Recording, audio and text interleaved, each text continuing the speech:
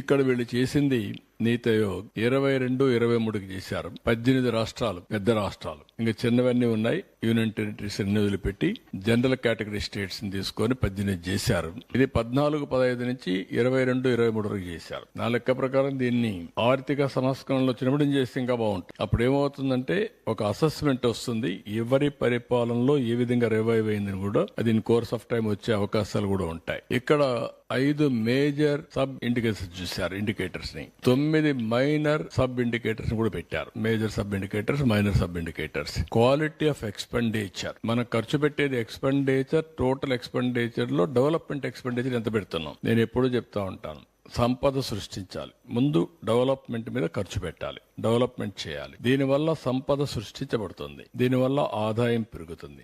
ఆదాయం పెరిగినప్పుడు మళ్లీ ఆ డబ్బుల్ని సంక్షేమానికి ఖర్చు పెడతాం, అదే మాదిరిగా మళ్లీ డెవలప్మెంట్ కోసం ఖర్చు పెడతాం, మానవ వనరుల కోసం ఖర్చు పెడతాం. అప్పుడు ఇది ఒక సైకిల్ కింద కంటిన్యూగా నిరంతరం ముందుకు పోయే పరిస్థితి వస్తుంది.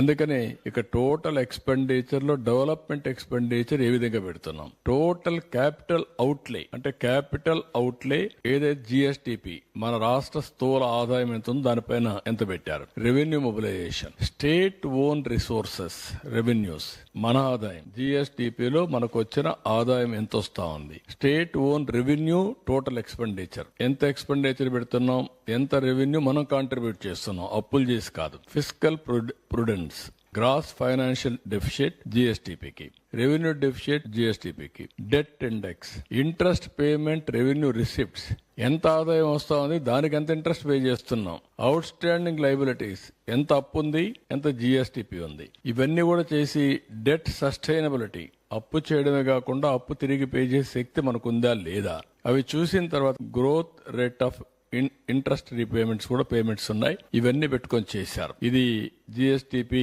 At current prices for the year 2022-23 తయారు చేసిన రిపోర్ట్. నెక్స్ట్